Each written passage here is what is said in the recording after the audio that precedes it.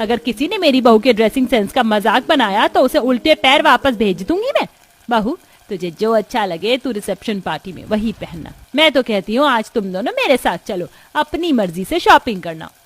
माँ जी, आप भूल गई शायद कि मेरी खुद की एक डिजाइनर है जो न्यू लेटेस्ट डिजाइनर ड्रेस बनाती है मेरे लिए। नहीं माँ जी, मुझे भी बाहर से शॉपिंग नहीं करनी।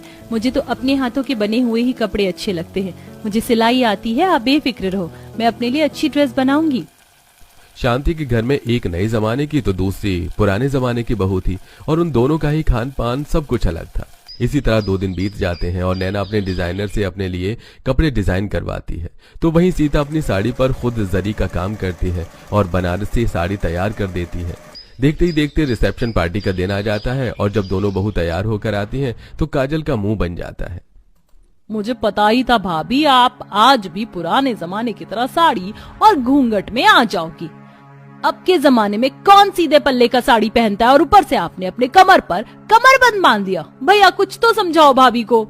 काजल, सीता ने भले ही पुराने जमाने के स्टाइल को अपनाया हो, पर ये स्टाइल कितना यूनिक है, तुम्हें वो नजर नहीं आ रहा? रहने दो काजल, तुम्हारे भैया अपनी बीवी का ही साथ देंगे। तुम मुझे देखकर बताओ, मेरा ये ऑफ शोल्डर गाउन कैसा लग रहा है? आप तो इसमें प्रिंसेस लग रही हो। कुछ ही देर में रिसेप्शन पार्टी शुरू हो जाती है। दोनों ही बहू स्टेज पर होती हैं। घर आए मेहमान एक एक करके दोनों बहू को गिफ्ट देते हैं और उनकी काफी तारीफ करते हैं। शांति, बहू तो तुम बढ़िया नौखी लाई हो, एक नए जमाने की और एक पुराने जमाने की, पर जैसी भी है तुम्हारी दोनों बहू बहुत अच्छी लग रही हैं।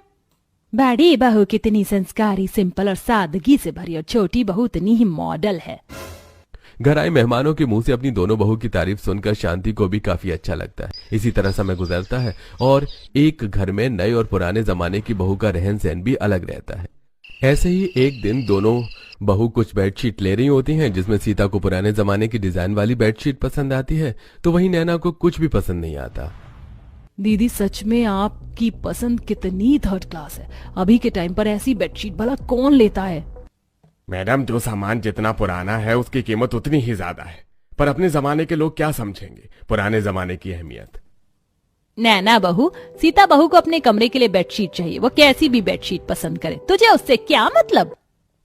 शांति सीता को उसकी पसंद की बेडशीट दिला देती है और ये देख नैना मुंह टेढ़ा करते हुए घर आती है। समय गुजरता है और एक दिन पता चलता है कि दोनों ही बहू गर्भवती हैं। माँ जी, पापा जी, आज मैं बहुत खुश हूँ। डॉक्टर ने मुझे बोला है कि मैं ज्यादा से ज्यादा आराम करूं। ओह माय गॉड, अब मैं प्रेग्नेंट हूँ, मुझे अपना बहुत ख्याल रखना होगा। राजीव, अब मैं ये सारी ड्रेस नहीं पहनूंगी। मेरी डिजाइनर भी छुट्टी पर गई है, तो मेरे लिए बाहर मार्केट से कुछ लूज फ्रॉक, 1 पीस और ड्रेस लेकर आ जाओ जिसमें मैं कंफर्टेबल फील कर सकूं। बड़ी बहू, तुम भी गर्भवती हो, अगर तुम्हें भी कुछ चाहिए तो बता दो। पापा जी, मैं तो इन साड़ी में ही खुद को कंफर्टेबल फील करती हूँ। सीता अपने लिए कुछ नहीं मंगवाती, पर नैना प्रेगनेंसी में अपने कंफर्ट के हिसाब से गद्दा, तकिया, कपड़े, चप्पल सब कुछ मंगवाती है।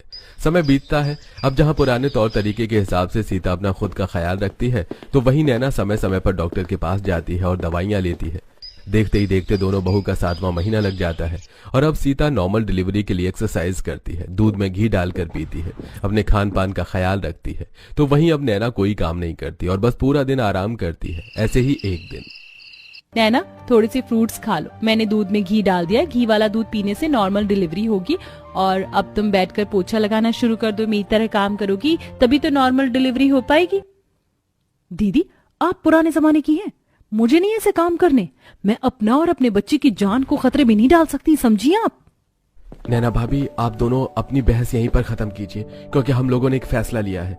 अगले हफ्ते आप दोनों का 8वां महीना लग जाएगा, इसलिए अगले हफ्ते हमने आप दोनों की गोद भराई का सोचा है।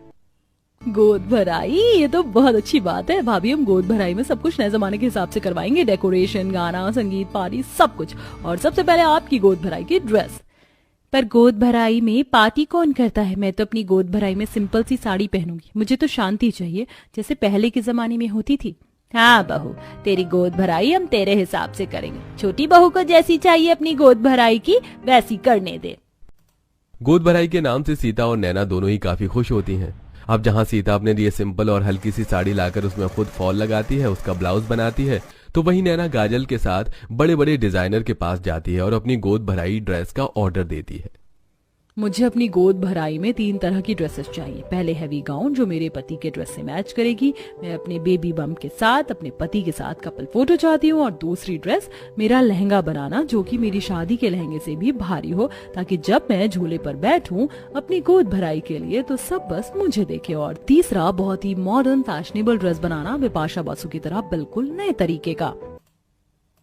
नैना अपनी गोद भराई की ड्रेस ऑर्डर देकर अब बड़े बड़े मॉल जाती है और वहां से हाई हील्स खरीद कर घर आती है। कुछ दिन में गोद भराई का दिन आ जाता है और उस दिन नैना अपनी आंखों के सामने खड़ी होकर अपने लिए झूला लगवाती है, बलून और फूलों से पूरा घर सजवाती है। तो वहीं सीता एक मुलायम सोफा मंगवाती है। कुछ ही देर में दोनों बहू अपनी गोद भराई की ड्रेस पहनकर नीचे आती हैं और घर आए मेहमान दोनों बहू को देखकर बातें करते हैं।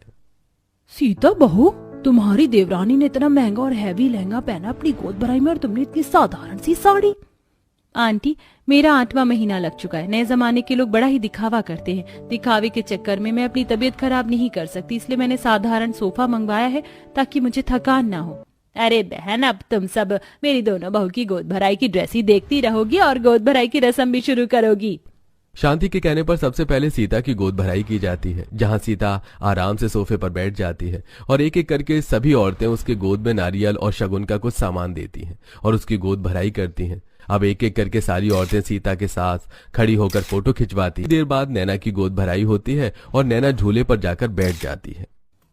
काजल, जब तक मेरी गोद भराई चलेगी तुम मुझे झूला झुलाती रहना ताकि मेरा लहंगा हवा में उड़ता रहे और सबकी नजर बस मुझ पर हो। बहू, तुम्हारा 8वां महीना लग गया। गोद भराई की ड्रेस लोगों को दिखाने के चक्कर में कोई रिस्क मत लेना। डोंट वरी आंटी, मुझे कुछ नहीं होगा, आप रस्म शुरू कीजिए। एक बार फिर सारी औरतें नैना की गोद में नारियल और शगुन का सामान देकर गोद भराई की रस्म करती हैं। अब जैसे ही सभी लोग नैना के पास फोटो लेने के लिए खड़े होते हैं, नैना वहां से उठकर चली जाती है और ड्रेस चेंज करके आ जाती है और अपने पति के साथ झूले के पास खड़ी होकर अलग अलग पोज देकर फोटो खिंचवाती है। पता नहीं शांति की नए जमाने की बहू ने अपनी गोद भराई के लिए कितनी ड्रेस बनवा रखी है। एक सीता बहू को देखो, कैसे साधारण साड़ी में अपने नाम की तरह नजर आ रही है और चेहरे पर कितनी चमक है। तो वहीं इसे देखो, लहंगा बदल कर गाउन पहन कर आई और कैसे बेशर्म की तरह अपने पति के साथ फोटो ले रही है। कैमरामैन, इस बार हमारी थोड़ी पास से फोटो लेना जिसमें राजीव मेरे पेट पर हाथ लगाएंगे।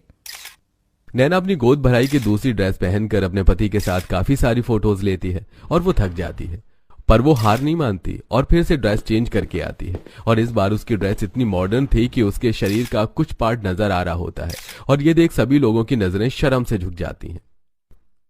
शांति, आज बहू की गोद भराई है। सीता बहू को देखो, वो साड़ी में कितनी अच्छी लग रही है। और एक नैना बहू को देखो, कैसी ड्रेस पहन कर आई है। पापा, आप चिल्ला क्यों रहे हैं? अगर भाभी ने सुन लिया तो उन्हें बुरा लगेगा। और आजकल गोद भराई में लड़कियां ऐसी ही ड्रेस पहनती हैं और बहुत सारी फोटोज लेती हैं। आपको कुछ नहीं पता नए जमाने के बारे में। घर आई सभी मेहमान अब आपस में बातें करने लगते हैं। ये देख सीता नैना के पास जाती है और उसका फोटोशूट रुकवाकर उससे कहती है, नैना, तुम्हारी ये ड्रेस बिल्कुल अच्छी नहीं लग रही। पापा जी को बहुत शर्मिंदगी महसूस करनी पड़ रही है। तो मेरे साथ अंदर चलो, मेरी कोई साड़ी पहन लो। अभी के टाइम पर गोद भराई में ऐसी ही ड्रेसेस पहनी जाती हैं। मैं आपकी तरह ओल्ड फैशन लेडी नहीं दिखना चाहती। आपको आपकी साड़ी मुबारक हो। नैना अपनी गोद भराई के फंक्शन में काफी ज्यादा थक चुकी थी और 3 बार कपड़े बदलने की वजह से उसे काफी वीकनेस भी फील हो रही थी। अब वो सीता को सुनाकर जैसे ही वहां से जाती है, उसकी ड्रेस उसके पैर में फंस जाती है और वो झूले से टकराकर नीचे गिर जाती है। ये देख राजीव और पूरा परिवार जल्दी से नैना को अस्पताल ले जाते हैं। कुछ देर में नैना को होश आ जाता है और वो देखती है कि वो और उसका बच्चा बिल्कुल सही है। साथ ही डॉक्टर उसे कुछ सख्त हिदायतें भी देता है। आजकल के नए जमाने के लोग कुछ ज्यादा ही एडवांस हो रहे हैं, इसीलिए उनकी प्रेगनेंसी जल्दी खराब होती है। आपने जैसी ड्रेस पहनी थी, ऐसी ड्रेस पहनने की वजह से कई औरतें गिर गईं और उनका मिसकैरेज हो गया।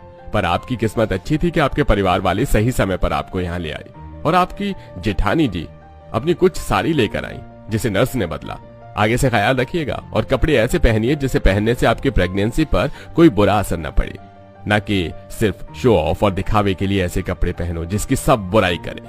डॉक्टर की बात सुनकर नैना की बोलती बंद हो जाती है। समय गुजरता है और दोनों ही बहू प्यारे से बच्चे को जन्म देती हैं। इसके बाद नैना देखती है कि उसकी जेठानी अपने बच्चों को बहुत ही सिंपल और साधारण सूती के कपड़े पहना रही है।